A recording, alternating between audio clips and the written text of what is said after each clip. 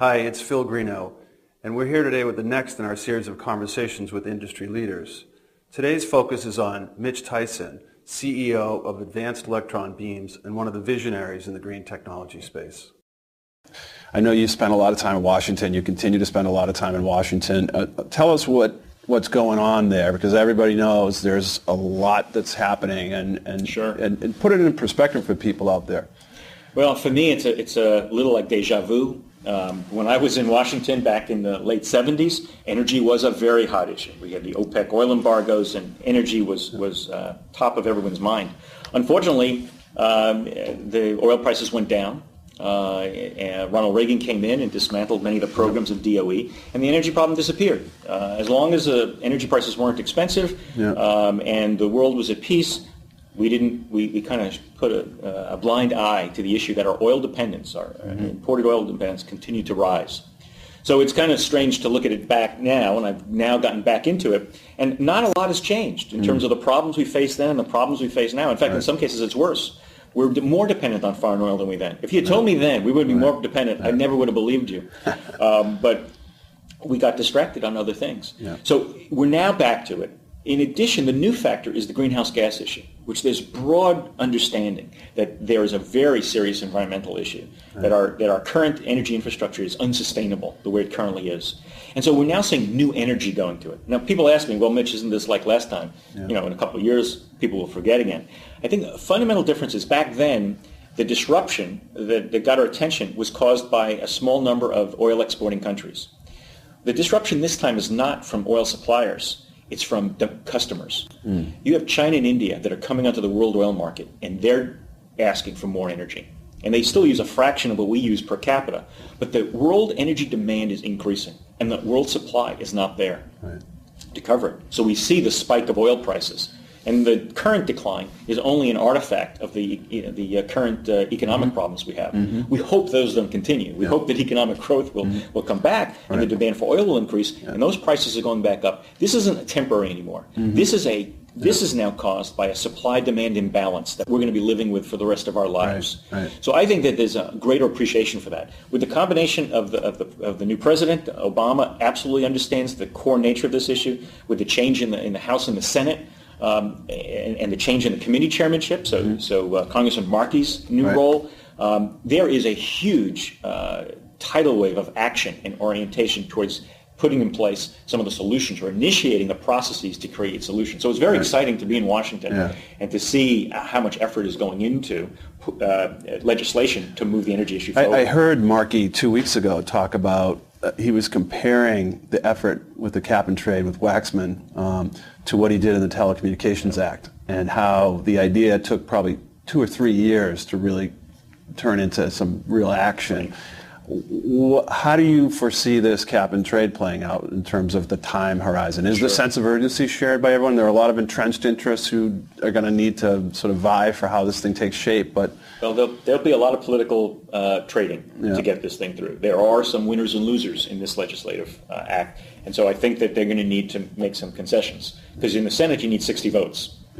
So there has to be some of that. But I think that Markey's referral to the Telecommunications Act is a fantastic one. Who would have imagined back then that we would be making cell phone calls and them not, and not paying for it, basically. Each incremental call is free, or the amount of time we spend on the internet.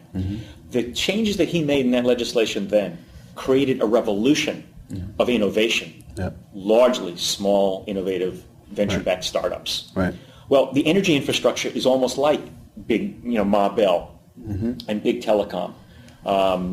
And so the hope is, and Markey certainly articulates this, that if you can get carbon priced, if you can get the price of energy to reflect the true costs, it will also unleash a ton of innovation and get entrepreneurs to go and start applying different technologies, different business models to change this infrastructure. We have an energy infrastructure in this world that was built by big oil, big gas, big utilities, and it's unsustainable.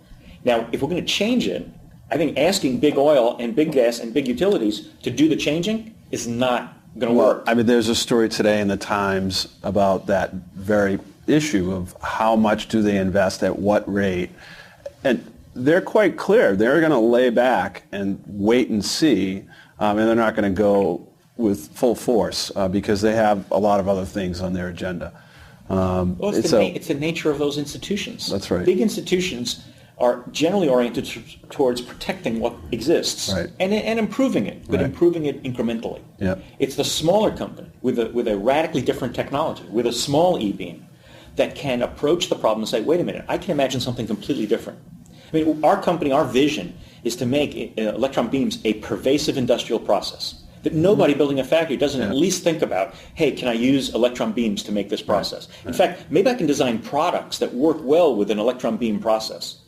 That is a radically different approach to what it is today. And maybe it's because we're a small company, we're passionate about it, we're focused on it, we want to try to drive that change. I don't think a big company is going to have the same energy or the same culture to drive that kind of change. So there's this question of unleashing entrepreneurs. And part of that is the price changes. Part of it also is making sure that Washington, as they enact all this new legislation, understand that they shouldn't just be giving the money to the big companies, that they need to be giving the companies to the innovative, smaller companies, where real change can be driven. I had a conversation recently with Bilal Zuberi at General Catalyst, and he was saying that one of the first criteria is who's going to disrupt the market.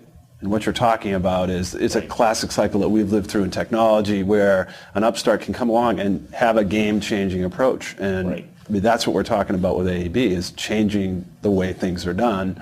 And it's going to take that kind of evangelical zeal, and it's going to take people looking around at other market factors. And now, with the way the government is playing a big role, maybe even talking, maybe you can talk a minute about how the stimulus is taking shape and how you see that playing a role in. And I know companies can't go in to look at the stimulus and say, oh, that's going to make my business successful. I mean, I understand that.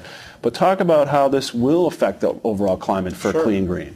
Well, to address the issue of the stimulus, let me back up a second to what you said earlier. And that is that we want to disrupt the market. But we're a small company. So we want to look at us disrupting large industries like food and beverage packaging, like the printing industry, the coating, industrial materials, the air pollution industry. And those are just the first three we've tackled. We need leverage. So we've adopted a business model where we're selling our electron beam emitters to OEM manufacturers. So we're going to the companies that make the chemical and the thermal processes and getting them to introduce an alternate version of their product. What we're doing is we're leveraging their expertise, their engineers, their manufacturing, their marketing and salespeople, so that they become allies with us in driving innovation in the end users. Now, we also go to the end users. We go to companies like Nestle, who's been a great company. They really understand the importance of this technology, and they tell their suppliers, we'd like you to have electron beam type equipment. Go see AEB. So to create a revolution at scale, I mean, we don't want to create a small revolution. We want whole industries to adapt and adopt this technology. So we have to look for all the levers. So there's market end user pull, there's market push, we help support our OEMs. So when I look at the stimulus legislation, I'm not looking so much as getting money for our company. I want to try to get money for our customers to accelerate that adoption process. I mean, to some degree, we're not creating new industries. We're taking large companies in mature industries and we're getting them to innovate. That's, the semiconductor industry, Intel, those guys innovate very rapidly. But the food industry, the printing industry, the materials industry, those are not, generally speaking, rapid innovators. And we're working with them to accelerate the pace by which they adopt. So stimulus legislation that encourages them to spend money today in a time when everyone's kind of pulling in will be very helpful. Because when the market is down, this is the time to introduce new processes and new products. So when the upturn comes, they're ready. But everybody has to look at their balance sheet and figure out whether they can do it or not. So if there's some stimulus money that can match the internal money of, let's say, one of our customers, then they can maybe release some of the money, get the pilot going,